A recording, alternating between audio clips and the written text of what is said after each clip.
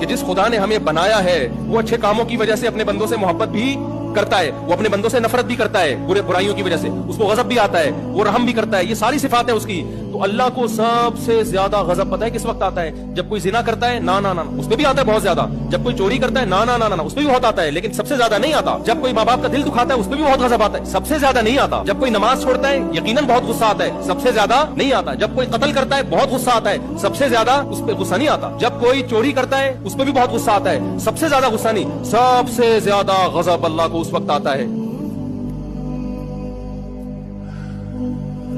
کہ جس نے آپ کو بنایا، جو آپ کا خالق ہے، جو خدا ہے، آپ اس کو چھوڑ کر کسی اور کے سامنے سر جھکاتے ہو، اس کو بہت غصہ آتا ہے اس کو۔ یہ غیرت ہے نا اس میں۔ دنیا میں زنا بھی ہوتا ہے، شرابیں بھی پی جاتی ہیں، اللہ نے ان جرموں پہ سزا رکھی ہے آخرت میں، لیکن اس سزا پانے کے بعد آپ جہنم سے نکل جاؤ گے۔ بے نمازیوں کو بھی سزا ملے گی، جہنم میں جلیں گے، سزا ختم ہونے کے بعد بولو نکال دیے جاؤ۔ جو ماں باپ کے